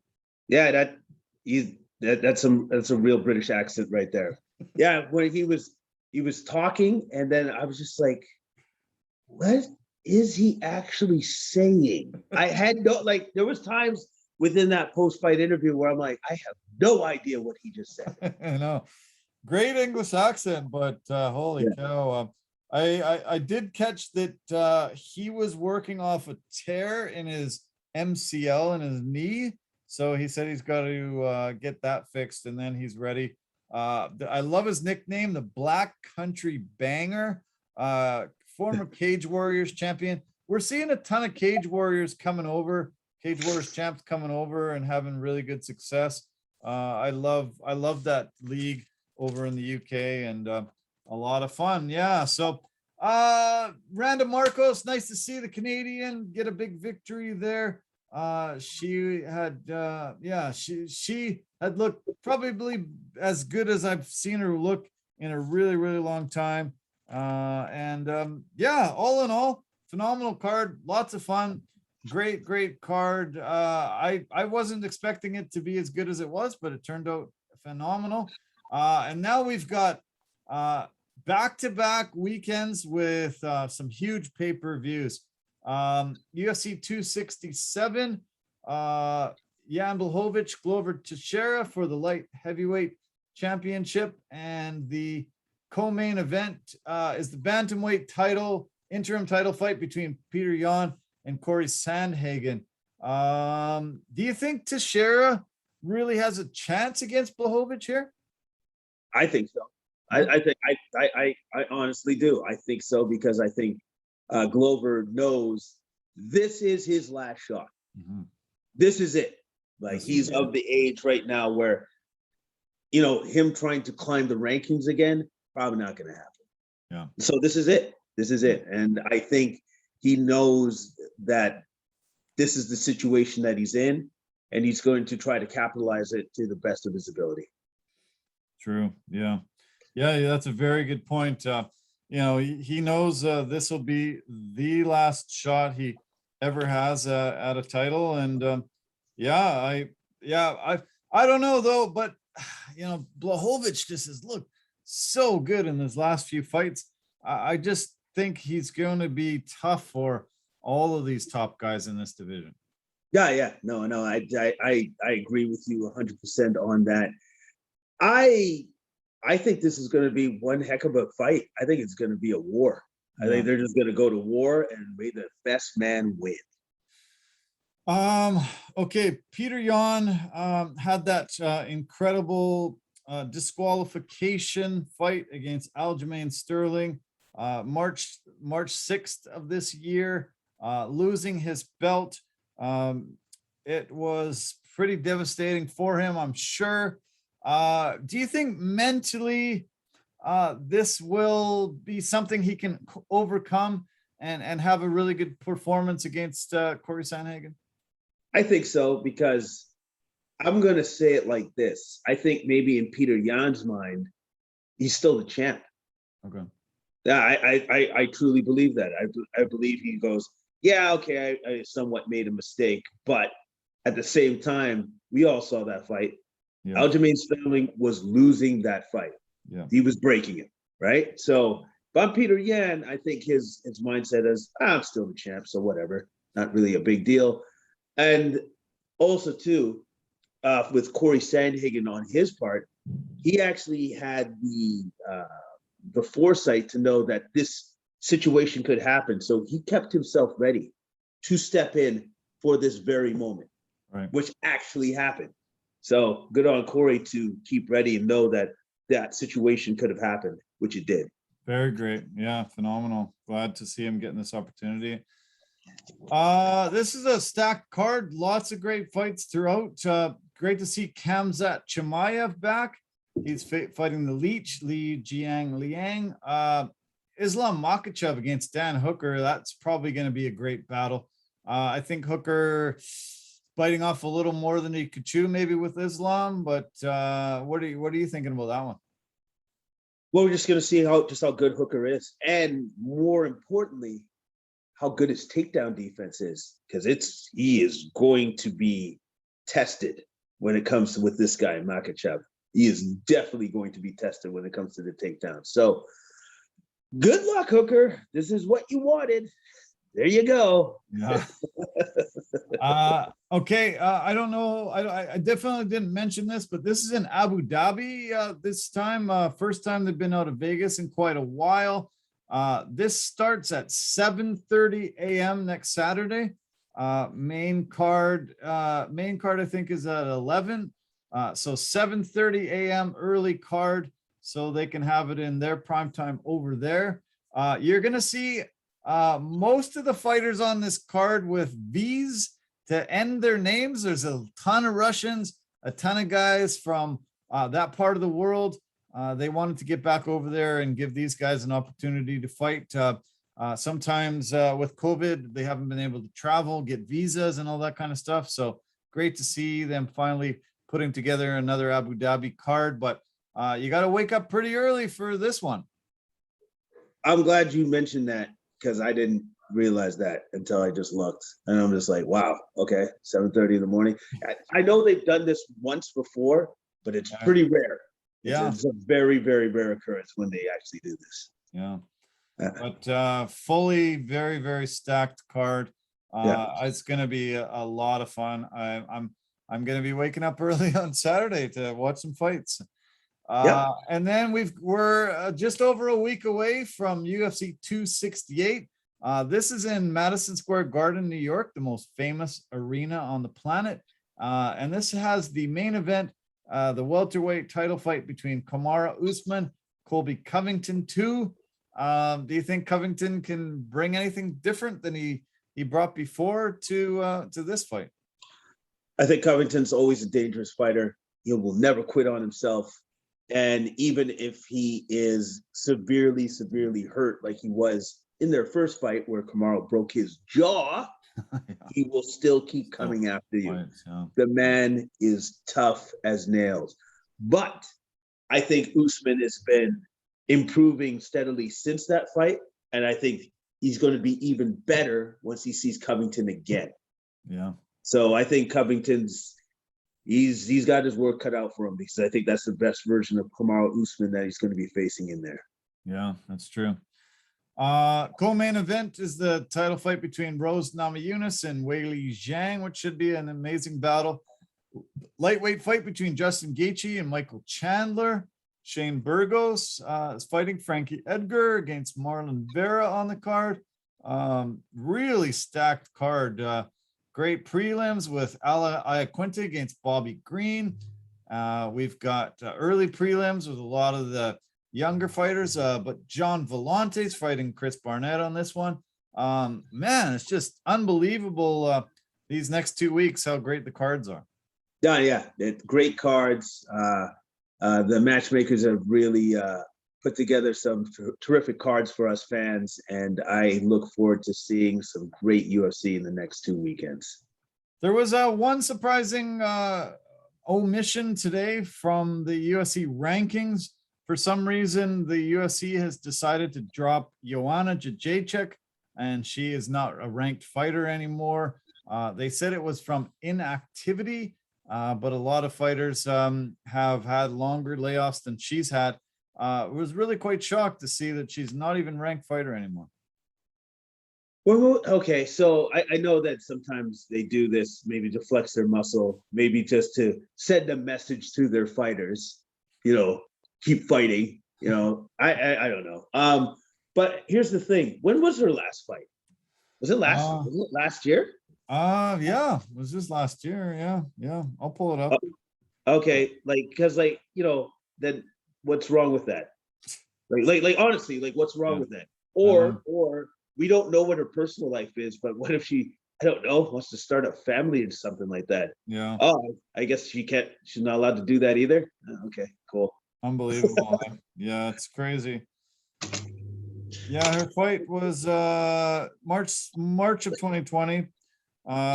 She lost to Weili Zhang for that championship belt, and but that's, I mean, as I said, a lot of fighters have been off much longer than that, and were able to maintain their status, or maybe rank down a couple, but not just completely thrown out of the rankings altogether.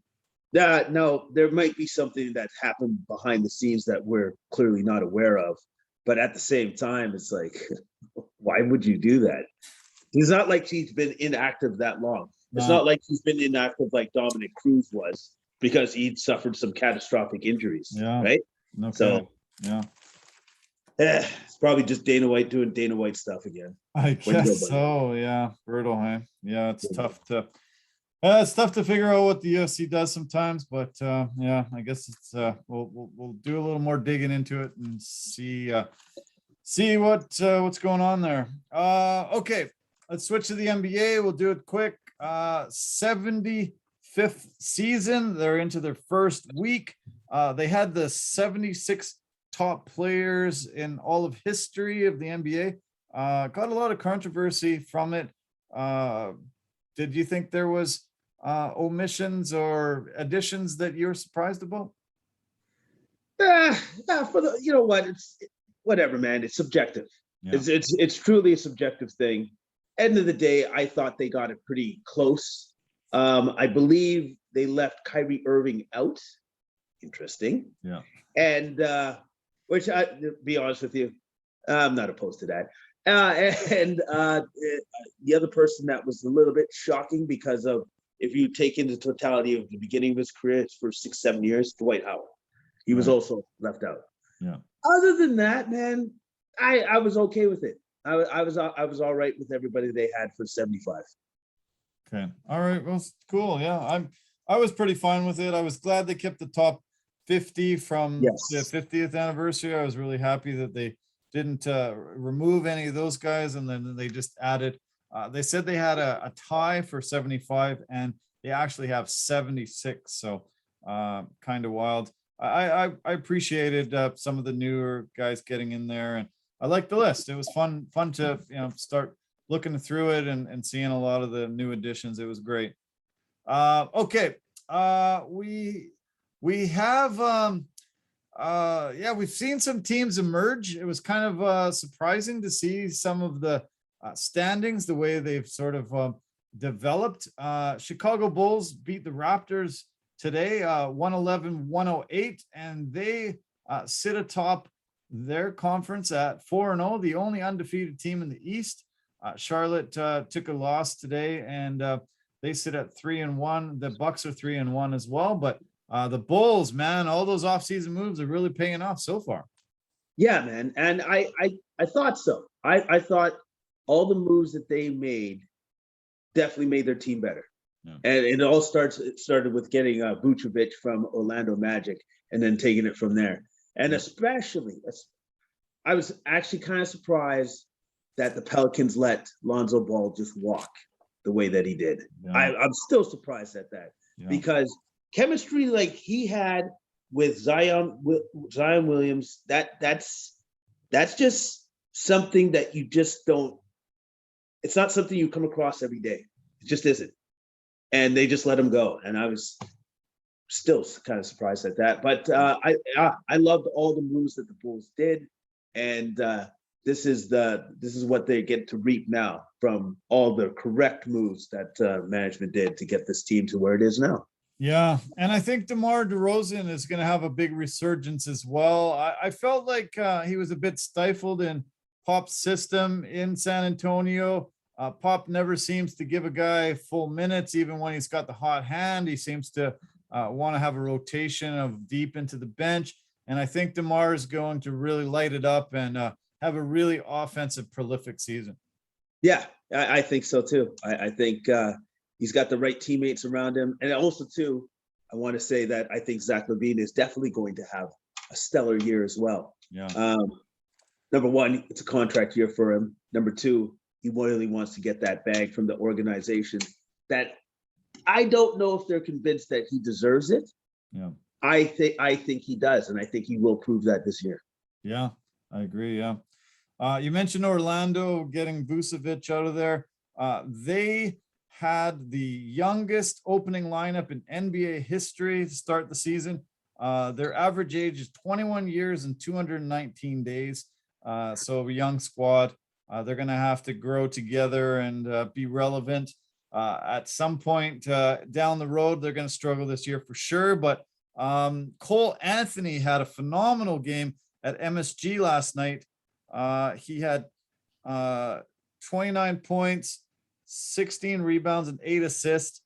Joined very elite company as the only guards in NBA history with 25, 15, and 5 numbers and 5 3-pointers in a game, joining Steph, Luka Doncic, Russell Westbrook, and the Beard as the only guys. Oh, and Manu Ginobili, sorry, as the only guys in NBA history to have 25, 15, and 5 with 5 3-pointers in a game. Pretty elite company to join as a young guard there.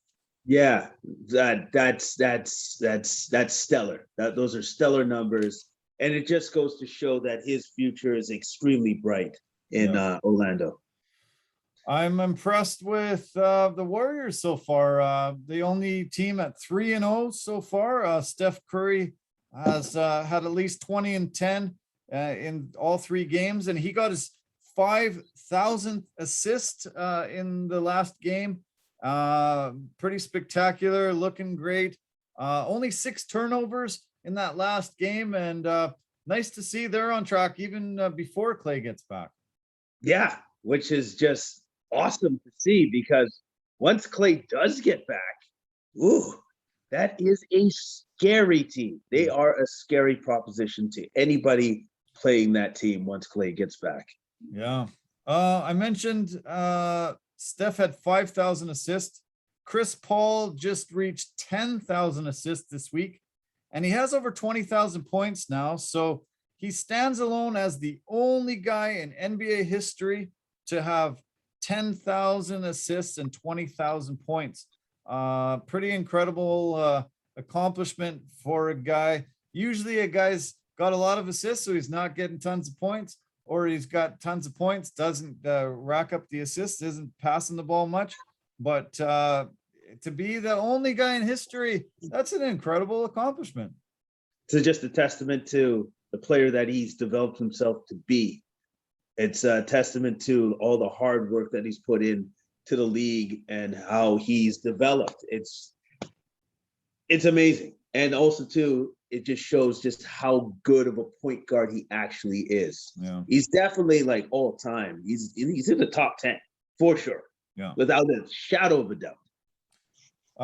So 47 players have achieved 20,000 career points, but only 6 have achieved 10,000 assists. LeBron will be next to achieve both milestones. He has over 35,000 points, but he only sits 248 assists away from 10,000. So, yeah, he's going to get there. It looks like Carmelo Anthony has really had a resurgence since he joined the Lakers. And on Sunday, he scored 28 points to pass Moses Malone for 9th all-time on the career scoring list. 27,423 points. And Shaq's next. Shaq sits at number 8 all-time. And he needs 1,174 more points to pass the Diesel. So he would need to average about 15 points a game throughout the entire season to get there. Pretty wild to see that Carmelo has been able to get up into that top 10 and moving on up the ranks. Yeah, it is. It's amazing that he's actually managed to do that, because there was a time there where it looked like he was not going to be able to get back into the league. Yeah. And so for him to have all these accomplishments, it's a testament to his change in mindset. Yeah. Which is why he's able to do what he's doing now. That's great. Yeah, it's good to see. And he's lighting it up so far this year. He's been scoring a ton of points. It's been really looking good. Another milestone that happened on Friday, James Harden passed Kyle Korver for 4th place in all-time career 3-pointers made. He's got now 2,454, sits, as I said, in 4th place. Steph Curry, first of all is Ray Allen with 29.73, Steph Curry with 28.46, and Reggie Miller with 25.60. Pretty elite company and awesome to see. Really good interview with Curry and Reggie Miller the other day. They sat down and talked about him chasing down Ray Allen, passing Reggie, and going for the all-time 3-pointer record. I think it's inevitable. But all those guys are just amazing shooters, and the best of all time. Yeah, all of them are Hall of Famers. All of them are amazing shooters. But the one guy who's still playing is going to show just how much better he actually is. Yeah. Because once he passes Ray Allen, who's going to pass him? Yeah. Not for a long. That's not going to happen for quite some time, my friend. Yeah. For quite some time. Yeah. I know it's going to be amazing. He's going to push that record way out of reach. It's going to be phenomenal. Okay, mentioning James Harden, Steve Nash was very vocal about the non-foul calls on James Harden. He called him the poster boy for the new rule changes. The league rolled out a mandate to have less fouls this year. The refs were advised not to call fouls on non-NBA basketball moves. such as when players jump into the other player, when they hook their arm, hook their leg. There's a lot of complaining going on between Harden and Nash, trying to get more fouls called, but I think this is good for the league, and I'm glad they're doing it. James Harden was probably the worst at it. He has averaged about 9 trips to the free throw line for the last 8 seasons. And, but he was guilty of doing this a lot. And they finally have decided to crack down and say, enough's enough. Well, yeah, because it was getting a little bit ridiculous. It was getting silly. But at the same time, Harden was savvy enough, smart enough, intelligent enough to know that within the rules that were there, that he had wiggle room. He could figure out ways to manage to get himself to the line. And he had a PhD in hooking that arm and raising up. Like, it's just, I'm sure it drove defenders absolutely nuts, along with coaches as well. Yeah. So I think, yes, this is a long time coming. And I think it's going to actually make the game better. I think it's going to clean up the game because, you know, after a while, you're just like, kind of like, come on, man, that's kind of ridiculous. And then another guy that was really good for doing that was Trae Young. Right. So that's also going to, I think at the end of the day, it's just going to clean up the league and clean up the play. Yeah. Players of the week this week were Steph Curry. He had a phenomenal week. And the Charlotte Hornets forward, Miles Bridges, he was player of the week in the Eastern Conference. Charlotte lost 140-129 in overtime to Boston tonight. Jason Tatum had 41 points. Jaylen Brown had 30. Miles Bridges had 25, 10, and 3. He has looked incredible this year, as well as LaMelo did a very unselfish thing in their victory on Sunday. He went to his coach and he said, Ish Smith, the other guard, has the hot hand right now. I think you should go with him in the fourth quarter instead of me. I think he's the guy we should run with. They got the victory. A really classy move from a guy that's putting the team ahead of himself and his personal numbers. Don't see that too often, especially from a young guy who's trying to make his mark in the league. But that just goes to show that the maturity that he has and the fact there's a reason why his teammates love playing with him. Yeah, that's one of them. That's one of those intangibles that not a lot of players have, but he does. He had a nice night tonight, 25 points, 9 assists, and 5 rebounds. But they did lose in OT. I'm impressed with LaMelo Ball.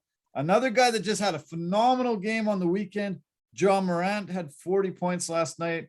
It was a loss to the Lakers, but man, is he looking great this year coming out of the gate.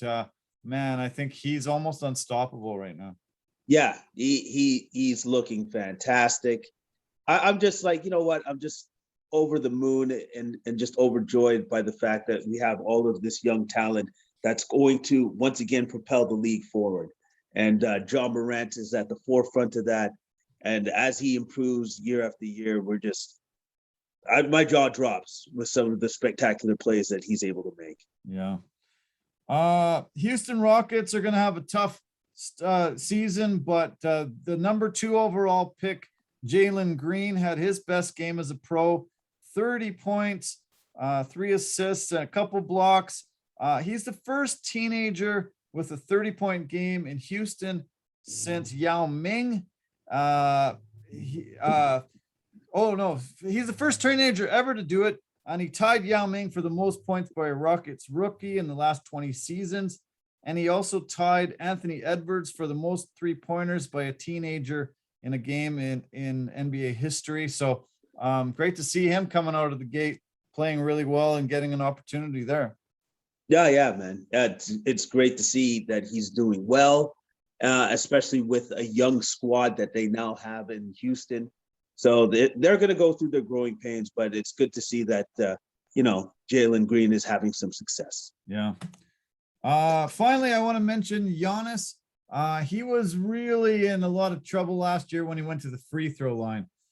They started the chants 1, 2, 3, started yelling down to 10, and he got a few violations for exceeding that 10 seconds. wasn't sinking a lot of free throws. He's decided to just do one bounce, put it up, boom, make the shot. His percentage has risen 6 percentage points. He's now over 70% free throw shooting, and great to see him be able to address it and already paying dividends. Decided, he didn't want to dribble the ball as much anymore. He just wanted to get up to the line, grab it, throw it up, and shoot the ball. Really nice to see a guy make that adjustment and paying dividends. Yeah. And also too, he gets out of his own head because he's just not up there just thinking about it. He just goes up there, takes the ball, one dribble, shoot. Right? Like it takes the thought process a little bit out of it. Yeah. Because it's happening so much quicker. Him doing that sort of process, which I do like. And we saw a little bit of that with their run in the playoffs, that he was actually beginning to speed it up, the process, right? So I'm glad that he's even taken a step further, and hopefully he just keeps it like it is right now for the rest of his career. Yeah, let's hope. Yeah, looking great. Well, it was a fantastic week in the NBA. I can't wait for more. It's so nice to come home and see all these games on, and get to see the NBA court surfing too. And we're in for a hell of a great season this year. It's going to be a fun basketball season. Yes, it is, and I'm just looking forward to it, and then also too, looking forward to the fact that there's still some players on the shelf that are going to be coming back to their teams at some point in time. It's going to be great. It's going to be excellent year of NBA basketball. Yeah, man. Well, we covered a ton. It was great as always. Nice to be able to follow the sports this close and get a great perspective from you.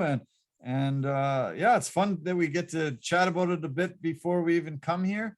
And really get an opportunity to make a great podcast.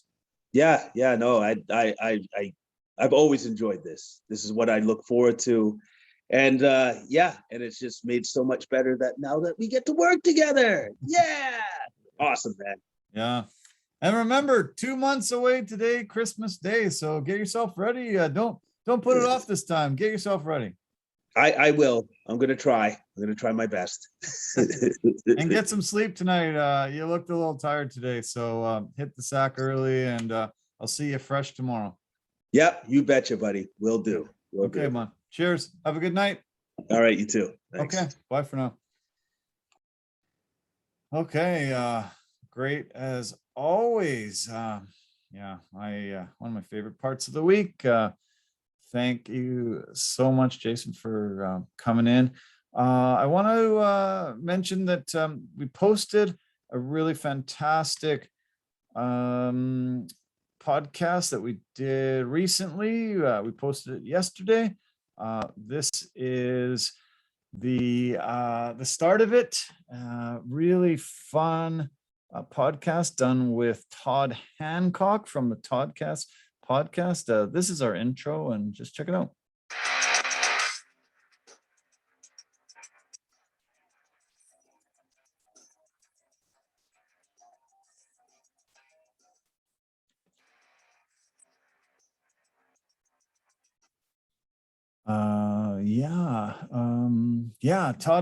Todd Hancock, former DJ from Seahawks for 14 years. He did the morning show, afternoon show, and then the Rock Report, 6 to 7 every day. Left Seahawks and started out the Toddcast podcast. And man, I recommend it. Phenomenal guy, phenomenal interviewer. Some of the greatest people in music, sports, and entertainment.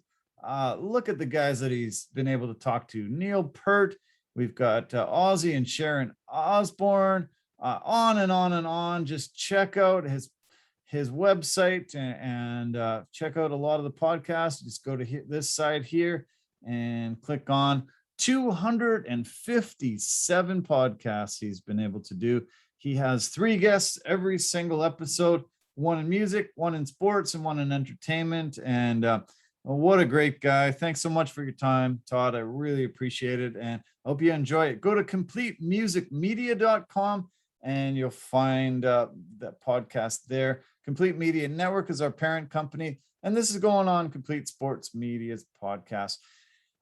Before we go, just want to mention our partners and sponsors. We've got Forever Living, the aloe vera company. They have great products for health and beauty from aloe vera. We've got Pampas and Possibilities.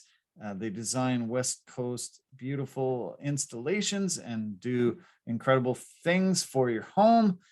We've got Verbero, the hockey equipment and apparel company, and the V350 stick is something you need if you're a hockey player or friend or family of a hockey player.